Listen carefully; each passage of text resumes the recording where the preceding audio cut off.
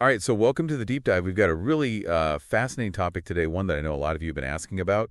We're going to be looking at executive orders. Ooh, exciting. Yeah, from early 2025. Specifically, we want to understand how those orders, coming straight from the president's desk, really shape policy.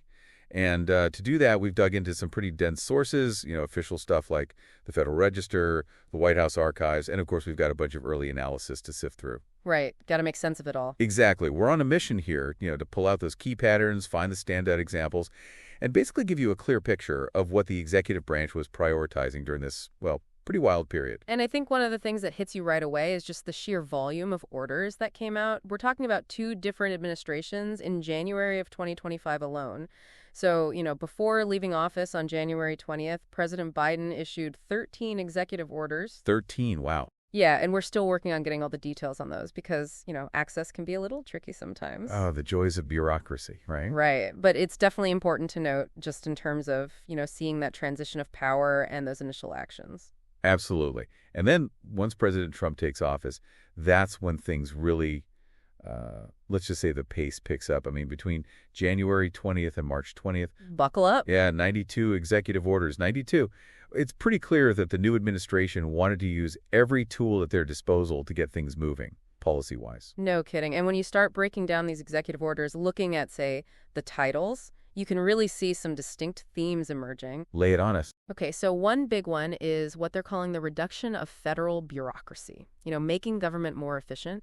And a prime example of that is EO 14238, continuing the reduction of the federal bureaucracy, which, is pretty straightforward. Basically, they're looking to eliminate anything that isn't absolutely essential. And even then, some things that are legally required are getting streamlined, with agency HUDs reporting directly to the OMB. So a much leaner government is the goal. Exactly. Interesting. Now, another area that got a lot of attention, and we're not going to go through every single order because there were a bunch, was border security and immigration. Yeah, tons of activity there. Tons. But what's really interesting is that it wasn't just about, building walls or something. There were a lot of orders focused on amending duties related to drug trafficking, and not just on the southern border, but the northern border, too. Right, so a multi-pronged approach to border management and drug control, clearly a high priority for them.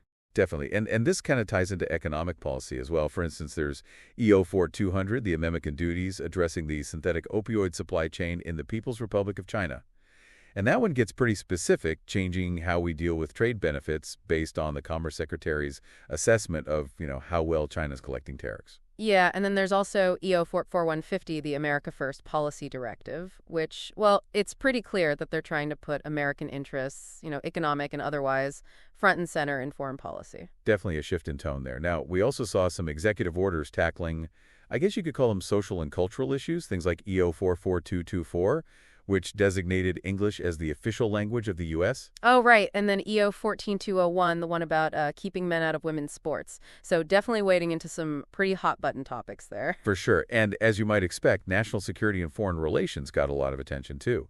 Like EO 14199, where the U.S. withdrew from and stopped funding certain UN organizations. And remember the designation of Ansar Allah as a foreign terrorist organization in EO 14175? Right. Big moves on the international stage. Plus, there was that earlier withdrawal from the WHO, that was EO 14155, and designating cartels as terrorist organizations, that was EO 14157. So yeah, a lot of activity in that realm. Definitely a pattern there. Okay, last but not least, we've got a whole bunch of executive orders related to government operations and accountability. Some of these are pretty specific, like EO 14144, which established that White House task force for the 2026 FIFA World Cup. Sounds important. Oh yeah, crucial stuff. And then there's EO 14176, declassifying some assassination records. Ooh, that's got to be interesting. Yeah, some real historical deep dives there. But then you've also got broader things like EO 14149, restoring freedom of speech and ending federal censorship, and EO 14147, ending the weaponization of the federal government. So reshaping how the government functions internally and addressing some pretty big questions about accountability.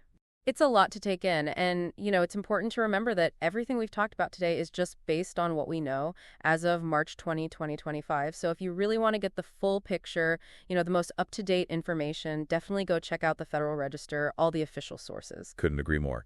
So to sum up, in these first few months of 2025, we saw a flurry of executive orders, over 100 in total. And for President Trump, the focus seems clear, right? Streamlining government, beefing up border security, tweaking trade policies, tackling certain social issues head-on, reshaping national security, and really trying to change how the government operates from the inside. Yeah, and I think that leaves us with a pretty big question for you, the listener, to ponder. Given the speed and the sheer scope of these actions, what kind of long-term impact might this have? How does it affect the balance of power within the U.S. government? And, what does it say about the direction of national policy when so much is driven by executive orders? Definitely something to think about. Absolutely. All right, that's it for this deep dive. Thanks for joining us. Until next time. See ya.